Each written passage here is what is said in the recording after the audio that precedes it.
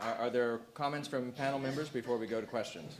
Just one comment to Bob. Your observation that you can't see that 4 years of education makes much difference. People seem to come out believing the same things that they went to college believing.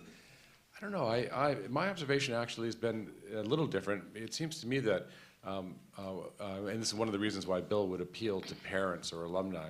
You have this nice 18-year-old child who you've nurtured with care, and you send them off to an elite institution Sarah Lawrence now costs in excess of $60,000. Think about that. And then, within a year, they come back having rejected every principle of haberdashery, personal hygiene, moral rectitude, and political sense. Had it, but at any rate.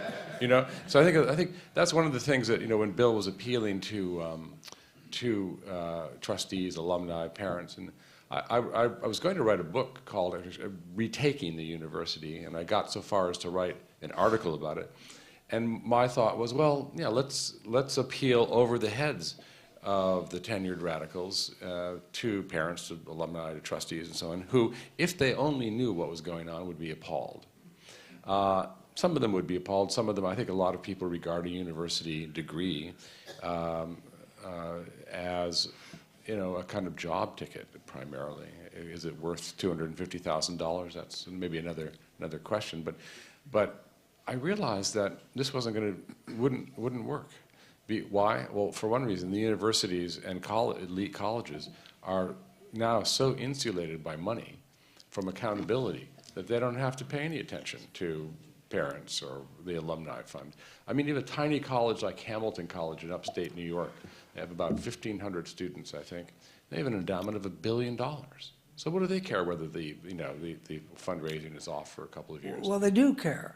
And Irving Kristol wrote some years ago that the university alums know what's going on at the universities. They don't like what's going on at the universities, and they goddamn well sit on boards and keep inflating those people's endowments over and over again. But the truth is, I don't think universities are taken very seriously. I understand that Harvard State University has football players that are as big as the Chicago Bears. I know that, and they're very proud of it. But what they teach at universities don't really make much impact. Certainly by the time a kid's ready to get serious about life, that's about middle age. I'd like to, as a footnote to this discussion, I would like to read you from a story in today's New York Post. Jersey Shore star Vinnie Guadagnino made a surprise cameo this week as a guest lecturer at Columbia University. I don't know what the tuition to Columbia is this year, but I wouldn't like to think about it for too long. Where he traded in his traditional fist pump for a hearty high five with captivated co-eds. Now, there's more and more of this story, but I want to read you one significant quote from Tim Rich, a 33-year-old graduate student. Quote, "If he brings more people into the sociology department, who cares?" Well, I think the phrase sociology department says it all. Now, earlier, Lee had referred to and quoted Lionel Trilling, who said something untrue and ghastly, which is that conservatism was a nervous, intellectual, whatever. That there was no conservatism. It's just that's right. What seemed to be it was a mental gestures. Yes, irritable mental right. gesture. Not ideas, but yes. But Lionel Trilling is a 50-foot-tall giant compared with the sociology department at Columbia University. You know, Midge, I've got I looked at that quote by Trillian. I actually use it in my book that comes out this spring called The Death of Liberalism. And I went over that quote. It didn't ruffle my feathers terribly, and I think that were he alive today, he'd be completely on our side. I think he was talking about a kind of conservatism that he couldn't quite imagine. Within 2 years, of course, it had popped up in the person of Bill Buckley. And then I wonder what he got. I'm sure he was more generous towards conservatism in the end than he was in the beginning. Not as I recall.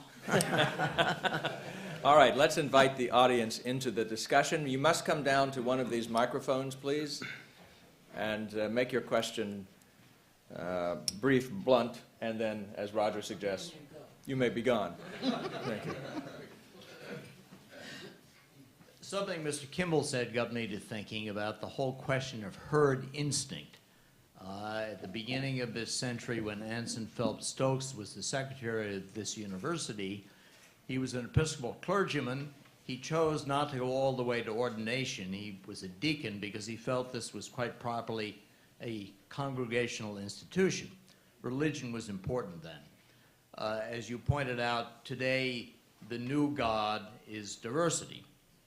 And the great thing about God and Man at Yale was that it was a contrarian work. And I think what we need to do, whether liberal or conservative, is to make the university, the academic world, free for contrarian thought again. It would be difficult, I'm sure, to be a liberal at Bob Jones University. It's very difficult today to be a conservative here. Certainly the Dartmouth Review proved that at Dartmouth how difficult that can be. So I'd love to hear thoughts from any of the three of you about ways to make contrarian thought more possible today. Roger, do you want to talk about Well, I mean, I think one thing is to subscribe to publications like the American Spectator and the New Criterion and Commentary and National Review. I mean, I think, I can't remember what it costs to have a yearly subscription to the American Spectator, but it's $48 for the New Criterion. And I believe that Yale is somewhere north of $56,000. So it's from one point of view, it's a pretty good deal. I mean, I think really, to some extent, education is a recovery project, isn't it? I mean, we want to. The past is a sort of terra incognita for when you come here and you're 17 or 18 years old.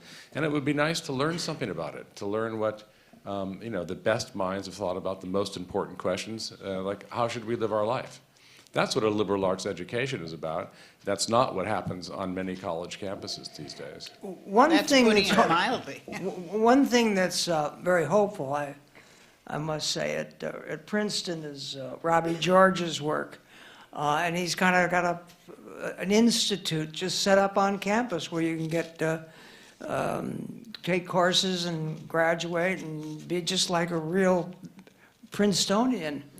And I think you have such an institute at Dartmouth too, I believe, at any rate. And Paul Singer has set one up at Williams College.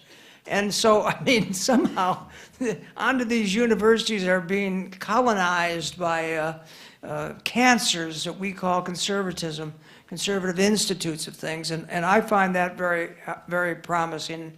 And Robbie George has done an excellent job at Princeton. I'd agree with Bob's characterization of that. But remember that the Princeton administration, noticing how popular Robbie's institute was, have just recently decreed that any fellow he brings here must have an academic appointment someplace. Couldn't bring you, for That's example. great. I don't want to go there, I have fun. I like to go to nightclubs. I'm not. I have long had a proposal for what would strengthen the American university. And because there is a notion that you cannot have a career or a really well-paying job unless you have a degree. And this is a notion that parents have, and so they send themselves to the poorhouse to provide this to their kids. And then the kids come home described as they've been described here. I think if 10 major American industries, businesses, announced that from henceforth they would not be hiring college graduates, I kid you not, I am dead serious. Within 5 years, you would see a revolution in this country. You really would. And what's more, they could all say, if the kids want to read Shakespeare, we'll give them Shakespeare at night. But we will teach them how to do the work that we need done here. The world once worked that way. And I tell you, you would get the attention of people you wouldn't dream you would ever see serious. Next question, please.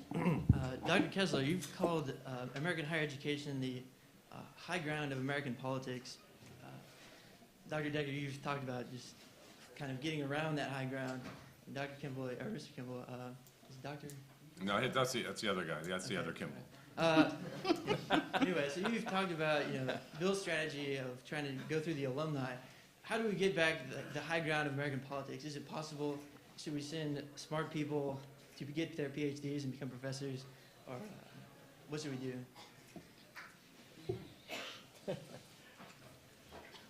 Well, I don't know is the brief answer, but I think that both what Midge said and what Bob said, I mean, we need, I think, to encourage alternatives.